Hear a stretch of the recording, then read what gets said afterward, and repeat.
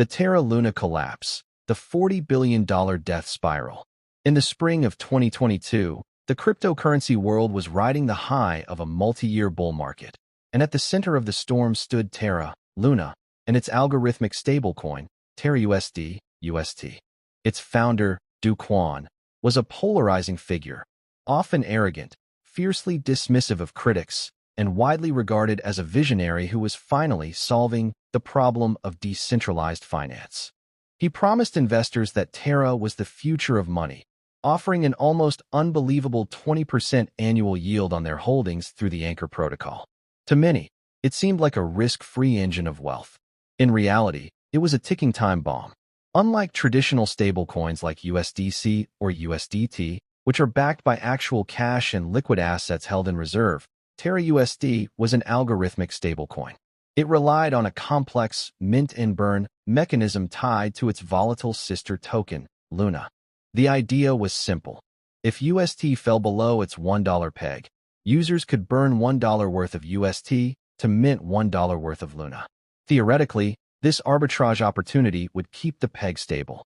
However, this system lacked an external safety net.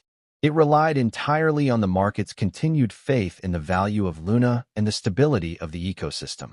It was a circular, self-referential feedback loop that only worked as long as the price of Luna was rising or stable. The collapse began in early May 2022. A series of large-scale withdrawals triggered a slight depegging of UST. As the price drifted away from the dollar, panic set in. Investors began dumping UST, which forced the system to mint massive amounts of Luna to try and defend the peg. This flooded the market with billions of new Luna tokens, causing its price to crater. As Luna plummeted, confidence in the entire ecosystem evaporated. A death spiral ensued. The lower Luna fell, the more the system had to print to save UST, which in turn accelerated Luna's collapse. In less than 72 hours, $40 billion in market value, the life savings of countless retail investors, was reduced to practically zero. Behind the scenes, the arrogance of the project's leadership was staggering.